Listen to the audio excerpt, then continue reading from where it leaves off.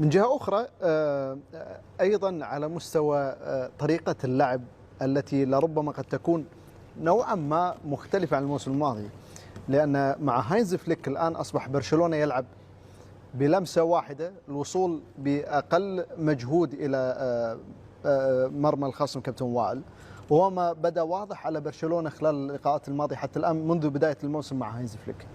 يعني الاهداف اللي بيسجلها الفريق المباريات اللي فاتت كلها عبد العزيز، ومباراه النهارده فيها اللمسه السريعه، اللمسه الواحده من حارس المرمى او من المدافع، الوصول لمرمى الخصم باقل مجهود، اختصار كتير جدا.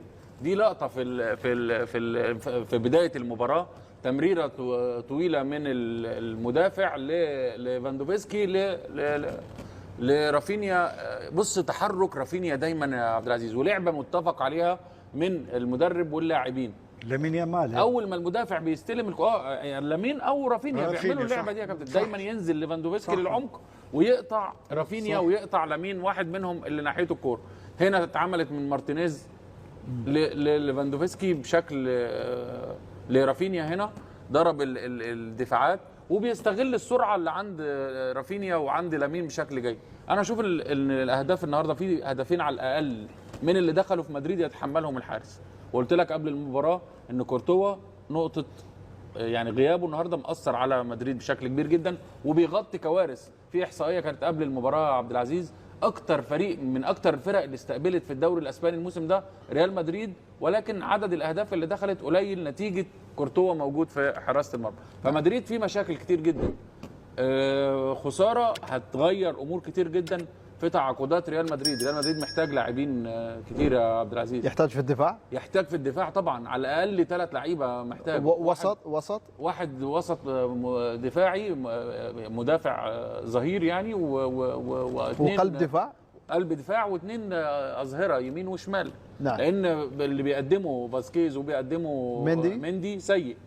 فالريال محتاج يجدد دم اللعيبه دي حصلت على بطولات كتير، الموسم اللي فات واخدين 5 بطولات. نعم. محتاج انه يضيف لعيبه جديده ويجدد دوافع وحماس اللاعبين. نعم. دعونا نستمع لنيجو مارتينيز مدافع برشلونه بعد هذا الانتصار. رغبه كبيره بتغيير ما حدث في الموسم الماضي، دليل على ان هناك تدارك من قبل لاعبي برشلونه في عمليه التغيير للافضل والذهاب في المسار الصحيح لنادي كبير مثل نادي برشلونة. النتيجة اليوم وانتصار برشلونة والابتعاد عن صاحب المركز الثاني يعني بأن برشلونة بشكل كبير حسم مسار الذهاب والتتويج بلقب دوري برأيك؟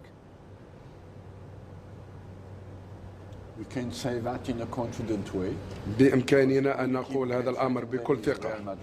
ما يخيف نادي البارسا هو نادي البايرن، وما يخيف نادي ريال مدريد البارسا هو نادي ريال مدريد في الليغا الإسبانية.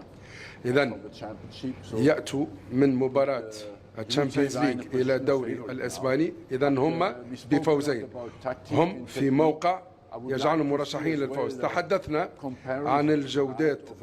عن الجودة الكروية. أريد أن أقارن الجاهزية الذهنية لدى لاعبي بارسا ولاعبي ريال مدريد. ما هي المساحات التي غطاها لاعبو نادي البارسا ونادي ريال؟ هل بإمكان المخرج أو معد هذا استوديو أن يعطينا بعض الإحصائيات الخاصة بالمساحات التي قطعها لاعبو البارسا ولاعبو ريال مدريد؟ إن كان هذا ممكنا. طبعا رأينا تحركات من قبل اللاعبين حتى يجهز طبعا فريق العمل ما طلبه سيد آرسن. نستطيع أن نقول بأن برشلونة بالفعل كابتن طارق قطع مسافات كبيرة، هو جاهز بدنيا على مستوى الإعداد البدني. الآن سيلفت الأنظار المساعدين الفنيين أو المساعدين البدنيين في عملية الإعداد البدني للاعبي برشلونة، لأن برشلونة الموسم الماضي أتذكر عملنا العديد من المباريات كنت تقول بأن هناك تراجع بدني، تراجع على مستوى اللياقة في العطاء داخل أرضية الملعب طوال 90 دقيقة تقريبا من قبل لاعبي برشلونة. الآن أصبح الأمر مغاير. صحيح. بالنسبة للاعبين برشلونة اليوم عندهم إمكانية باش يعملوا 30 و40 متر بدون كرة. قبل يحبذوا الكرة دائما في رجلين ويخرجوا الكرة يعملوا 10 15 20 تمريرة. صحيح في وقت ما نجحت العملية هذه لأنه كانوا لاعبين كبار في وسط الميدان، كانوا لاعبين أساتذة عباقرة في وسط الميدان، رافي نيستا بوسكيتس معهم ميسي معهم لاعبين كبار، لكن الطريقه هذه لازم تطورها وتحسنها. انا بالنسبه لي انا فليك زيد حسن النوعيات. انا اليوم الفريق عنده امكانيه باش معناتها 4-5 تمريرات يوصل. لماذا؟ لانه عنده البضاعه، عنده اللاعبين اللي عنده امكانيه باش يطبقوا الامور. لا لكن هذا اقل مجهود كابتن.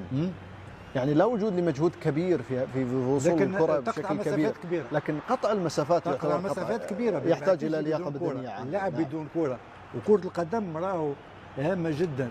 كره القدم اللاعب بدون كره هام في كره القدم. هذه 10 ضد 10. اذا ما تحركش وما تسرعش في اللعب وما تحرك بدون كره وحامل كره يلقى 3-4 حلول تصعب الامور. لكن اليوم تحس ان البرصه سريع جدا، تحس ان البرصه في اللياقه البدنيه افضل بكثير اليوم بالريال في الشوط الثاني حتى ضد بايرن. لكن كابتن هناك العديد من اللاعبين لديهم القوه البدنيه، اللياقه، السرعه، عامل السرعه موجود، لكن العقليه هي من تلعب دور كبير في عمليه تنفيذ خطه المدرب. طبيعي. اذا كان اللاعب يستوعب تعليمات المدرب في تطبيقها داخل ارضيه الملعب يكون هناك عامل كبير على مستوى التغيير الافضل. طبيعي، معناتها الانتاج يكون جيد لما تطبق افكار المدرب مع اضافه نتاعك. لان بدون اضافه اللاعب من الناحيه الفنيه ولا ما يعمل شيء المدرب.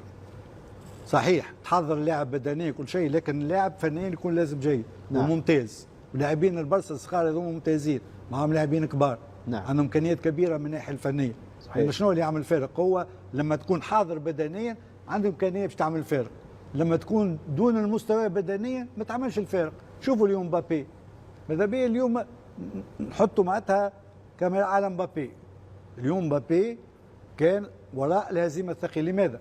كان ممكن الريال يسجل، كان عنده امكانيه يسجل خصوصا في الشوط الثاني. فرصتين انفرد في فرصتين مبابي وضيعها، وبينيا كان حاضر وجاهز. شوف 2 ضد 1. ولهذا اعتقد ان اليوم شوفوا معناتها ما اختارش الحل الانجح، ماهوش هذا الحل الانجح، هي تطلب امكانيات كبيره، مش حل الانجح هذا باش ترفع الكره بالحارس بالطريقه هذه. شوفوا.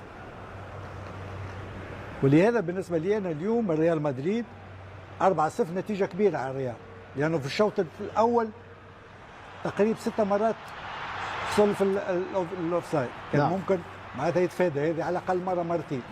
وفي الشوط الثاني اضاع فرصتين انفراد.